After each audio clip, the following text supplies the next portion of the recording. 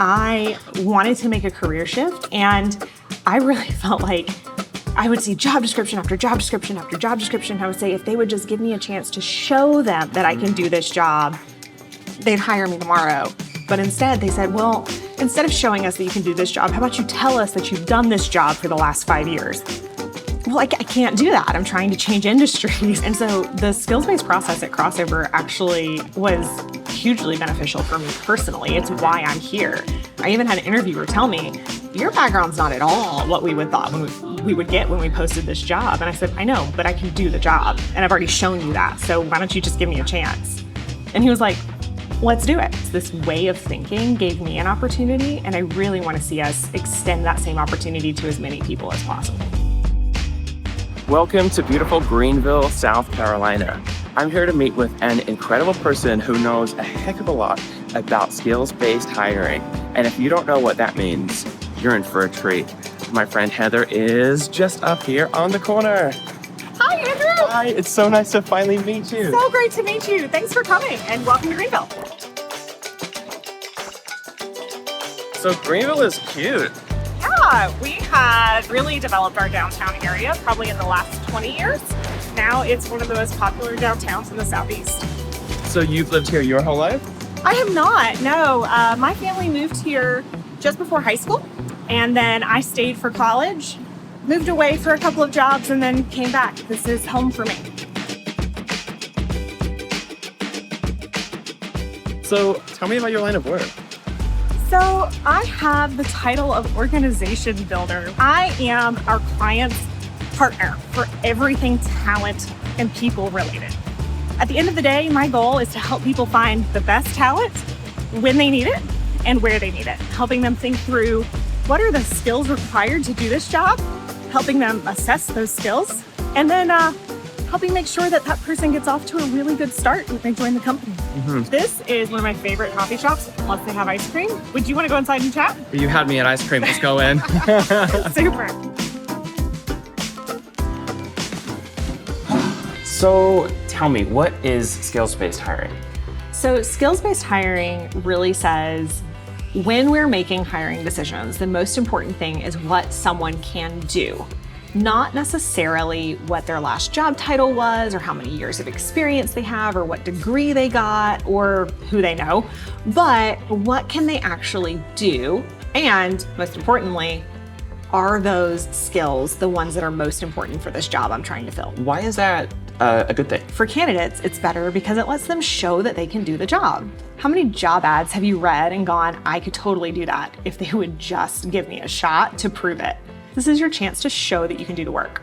For businesses, I think skills-based hiring really helps with this feeling that when I make a hire, I am making a gamble. Most companies are hoping that the person they offer the job to turns out to be as amazing as they think they are and can actually do the things they've said they were really good at, and also doesn't have any big ugly warts under the surface that they didn't uncover during the screening process.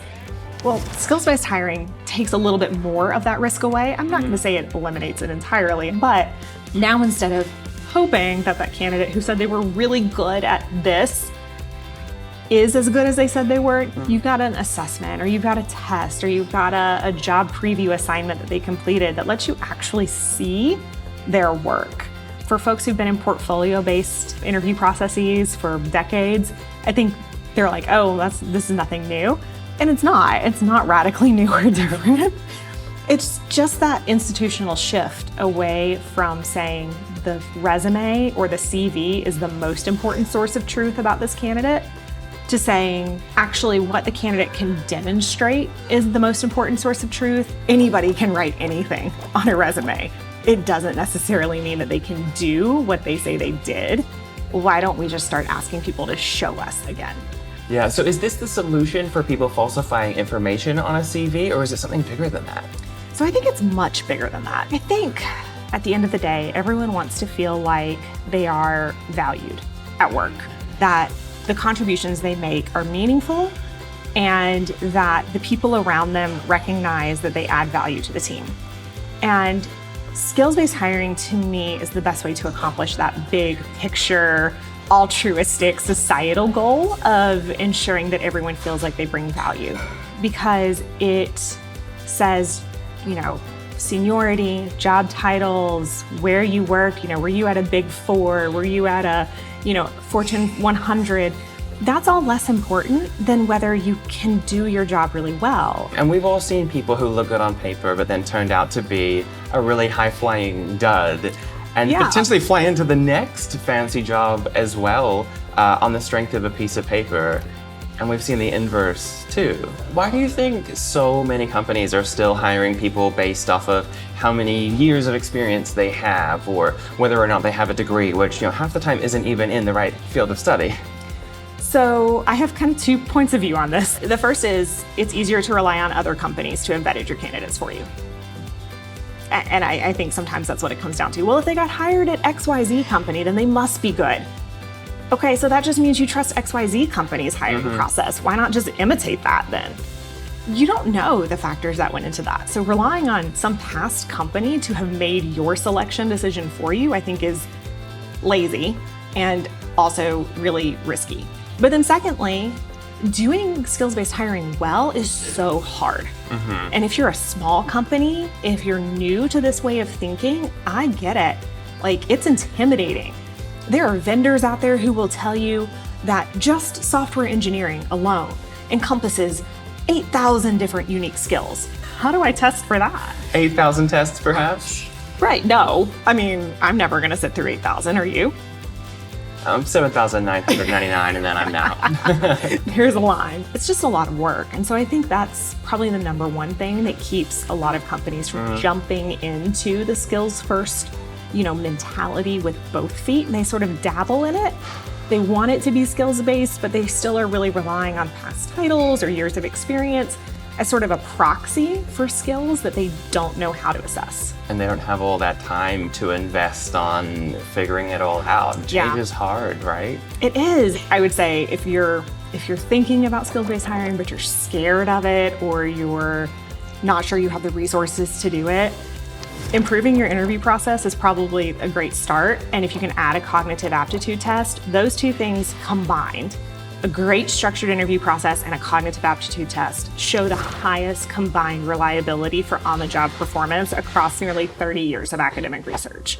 So I would say those are the two biggies. If you can't do anything else, do that. Giving someone a real-world project is the very next piece in that puzzle. Can we add a test that will help you not have to ask about their proficiency with SQL or JavaScript, but something that shows you that they're really proficient with that? Can we help you give them a taste of the kind of marketing content they're going to be expected to write, or the kind of curriculum that you're looking for? Let's start with those instead of tell me why you're interested in this job, which the answer is because I need a job and this one looked interesting and pays well. Yeah, otherwise you're just hiring the person who's best at interviewing, not the person who's best at the job. Yes, if you're only gonna hire the person who talks the smoothest, there's a ton of data that says you're most likely gonna hire the person that you like the best. And who do we like the best? The person in the mirror. So if you're trying to increase diversity on your team, and diversity by any metric, you're better off starting interviews from a place of, it's not about who I like the best, it's about who's the best fit and best able to do the job that I'm hiring for. So once you've figured out what the most important core skills are for a job, and then you have to create an assessment for it, how do you create a great assessment? What goes into that? So the best assessments are job previews. The best assessments are to give a candidate a miniaturized version of something they're going to be doing every day. Because A, if I'm a candidate, that lets me know that your job description is not full of BS. You didn't just make up the perfect job on paper and then you're gonna ask me to do something that I actually hate every single day. But then B, the hiring manager is actually looking at, oh, this is what I would be looking at and reviewing in a one-on-one with this person if they were on the team. So we always start with what's a past problem that this team has tackled that was interesting and challenging and had multiple correct answers. So it's not hypothetical, it is an actual problem that's been solved. Almost always. I remember applying for a job once where they required an assignment, which is perfectly normal, and honestly, I love those. but the assignment was write an entire marketing plan, create the product, create a launch event, create a slogan and branding, and it felt like the assignment was to do the first 6 months of work. What is the size of a good skills assessment? Good job preview assessment should really not take more than 2 hours, maybe 3. Remember, this is uncompensated work. So it's a miniature assignment. You're not asking someone to do the job for free. You're giving them a taste. Talk to me about what are the signs that it's working or that it might not be. How do you know if there's something you need to do on your end? I come from an elementary school teaching background. If every kid gets 100 on a test, it's probably not a great test. Likewise, if every kid scores 0, it's also a really bad test. Same thing with candidates. If everybody passes it or everybody fails it, you have a huge problem. But those are the big obvious red flags, right? The more subtle ones are people start it and then never finish it. Okay, something's up there. They're telling us something with their effort and their time. Some of the assessments actually have a field that says, if you want to leave comments, drop them here. We read all of those and take that into consideration. We're always trying to make sure that the decisions and assessments and assumptions that were baked into designing the role and the application process for the role are truly valid. Some of that means, when we're hiring for team A over at company A, we might go to company B and say, hey, you have a very similar team. Can we test some assessments with your team? Because if your team members don't pass this, then it's the wrong assessment. For someone listening to this who's inspired and wants to take the first step at their company of transitioning from a resume and interview-based hiring system to something that is accurately measuring skills, where should they start? And I would say first and foremost, what is your sphere of influence? How much influence do you have? You need to really deeply understand that, because if you're a department head, then you've got a lot of influence in how your department hires, and you can make a lot of difference just on your own. If you're a recruiter in a big organization and you kind of feel like you're an order taker, and your job is to deliver the French fries through the drive-through window, then you need to get some leadership stakeholders on board. And that means figuring out who's most likely already thinking about hiring in terms of skills. And I'll tell you, it's probably your software engineers and your designers first. They've done technical interviews forever. Start there. They're an easy win. You know who else is easy? Every department that wants a portfolio of work. Marketing, design, graphics, all of those folks who are like, I need people who have demonstrated that they can do this. Great, they're already doing skills-based hiring. Start with them. Yeah, well, you have a wealth of information to share, and I know that your words are going to be very appreciated by a lot of people out there. Is there anything else you want to say while we're here? If you see a job on Crossover and you meet the requirements, please apply, because I promise you, those requirements are only the things that are actually necessary to do the job. Wise words. If someone wants to hear more from you, where can they find you? I'm over on LinkedIn under @HeatherLother. I'm always intrigued whenever I see your posts on LinkedIn. So seriously, I can't recommend enough. Tune in. It's worth it. You're going to learn a lot. It's going to help you. Thanks so much, Heather. It was a pleasure, and I'm glad to be here in sunny Greenville with you. Awesome. Well, thanks so much for coming. Take care.